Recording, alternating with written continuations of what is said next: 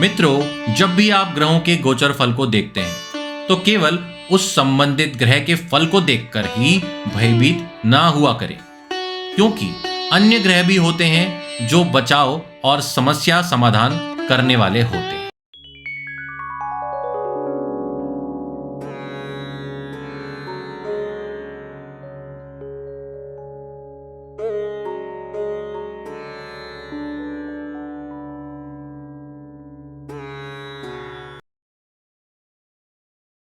नमो नारायण मित्रों, मैं राहुलेश्वर आप सभी का स्वागत करता हूं मैं भाग्य मंथन में।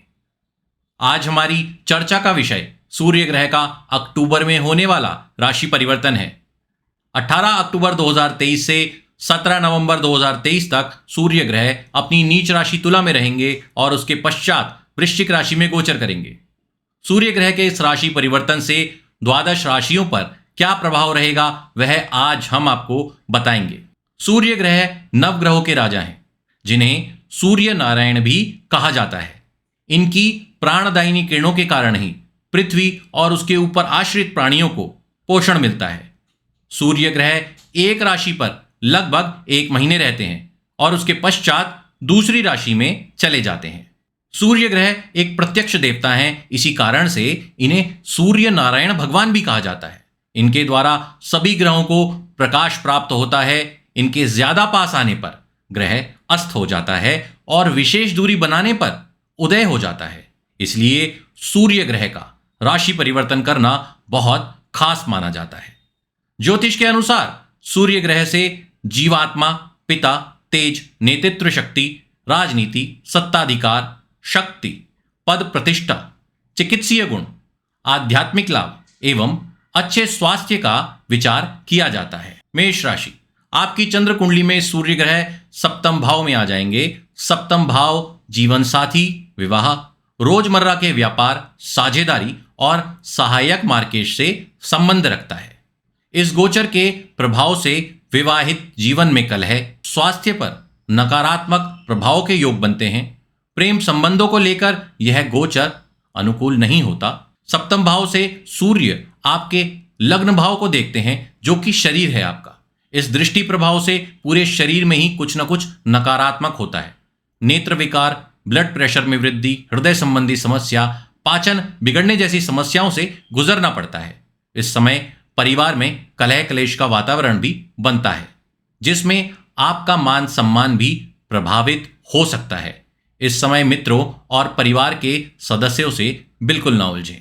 वृषभ राशि, आपकी चंद्र कुंडली में सूर्य ग्रह षष्ठ भाव से गोचर करेंगे। यह भाव रोग, ऋण और शत्रुओं से संबंधित है। तुला राशिस्थ सूर्य जब इस स्थान से गोचर करते हैं तो समस्याओं का समाधान प्राप्त होता है। शत्रुओं से चल रही समस्याओं में सुधार आता है।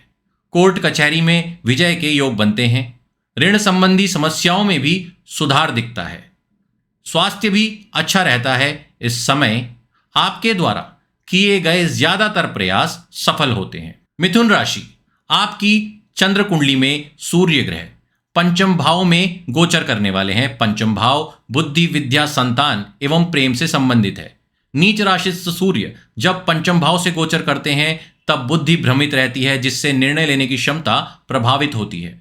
कई कारणों को लेकर मानसिक कष्टों में भी वृद्धि होती है। संतान से संबंधित किसी समस्या का मन में प्रभाव रहता है, जिससे आप विचलित रहते हैं।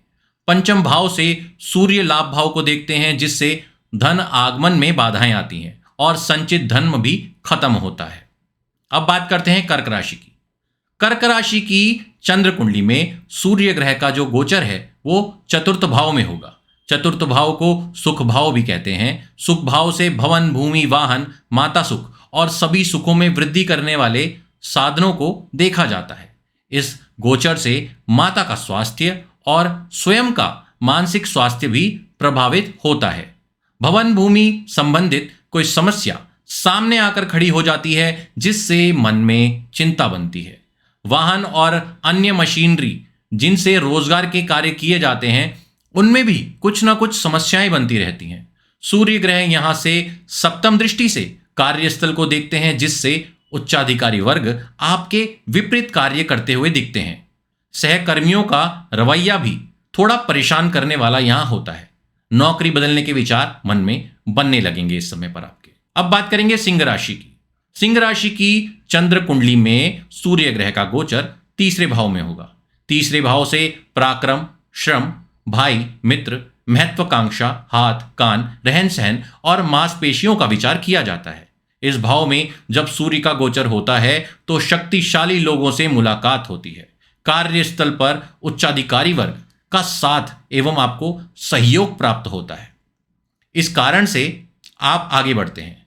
कोर्ट कचहरी एवं विवाद निपटारे में भी सहायता मिलती है इस समय पर। इस समय शत्रु स्वयं शत्रुता समाप्त करने के लिए आगे आते हैं और प्रस्ताव रखते हैं। इस समय कार्यस्थल पर आपके काम की पूछ बढ़ेगी और आपकी पदोन्नति के भी योग बनेंगे। इस समय अहंकारी होने से बचें और सरल रहकर कार्यों को तेजी से पूरा करने पर ध्यान दें।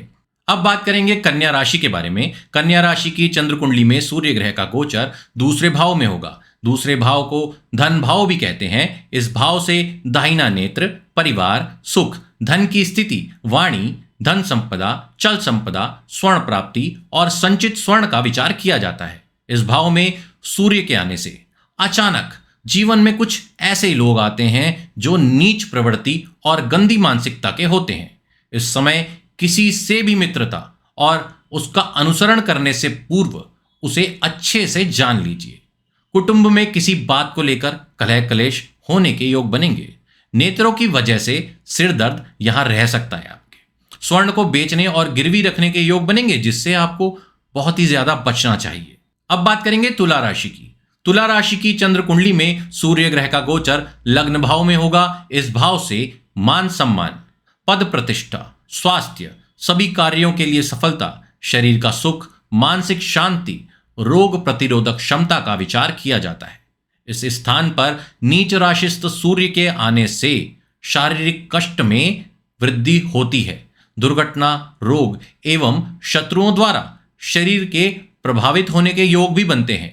इस गोचर से प्रतिरोधक क्षमता प्रभावित होती है, जिससे संपूर्ण शरीर में कुछ ना कुछ समस्याएं बनती हैं।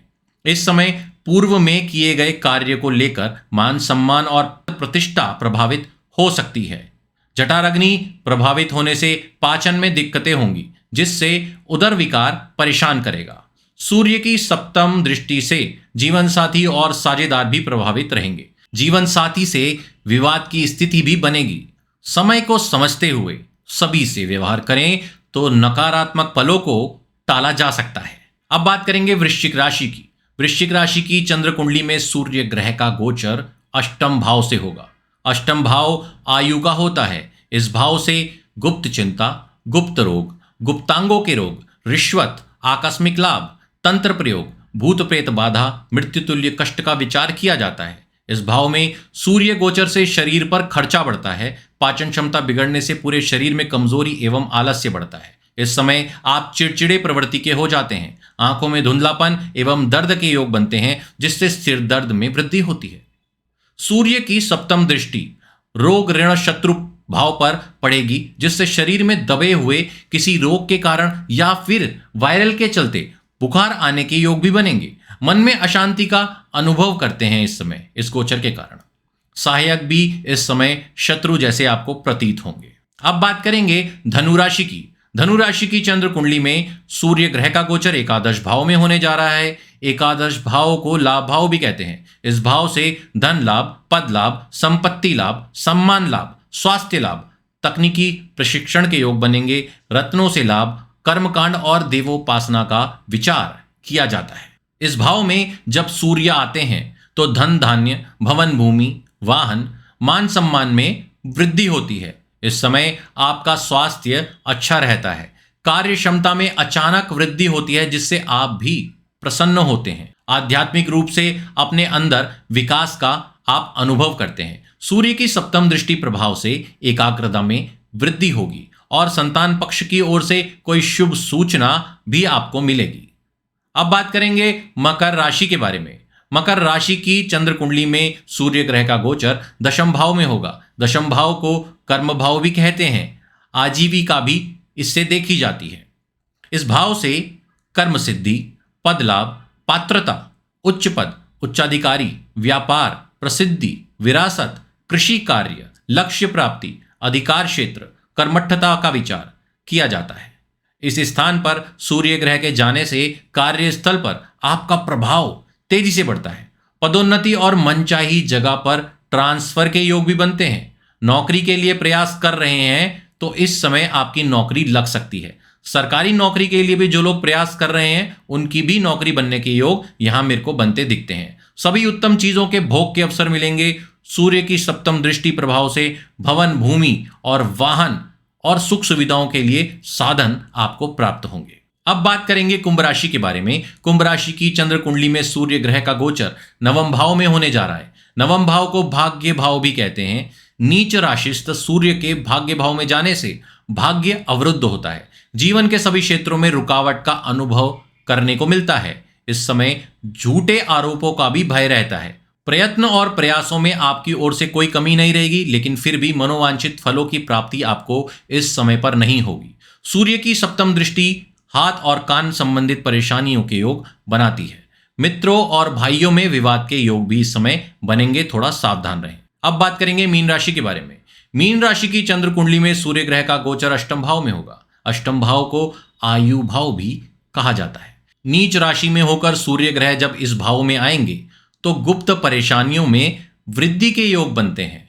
आपके द्वारा जो पाप कर्म जाने अनजाने इकट्ठा किया गया है उसके फलों की प्राप्ति इस समय होती है। शरीर में पित्त वृद्धि, अपच, बवासीर, आंतों का संक्रमण, पेट दर्द आदि के योग इस समय बनेंगे। इस समय किसी प्रकार का जुर्माना, मुकदमेबाजी से भी गुजरना पड़ सकता है। सूर्य की सप्तम दृष्टि प्रभाव से नेत्रों में विकार, कुटुंब में लड़ाई झगड़ा, बुरी वाणी का प्रयोग आदि होता है। सूर्य का फल सभी के लिए शुभ रहे, इसके लिए रोज सुबह उठकर जल में केसर या लाल चंदन डालकर सूर्य को अर्घ्य दें।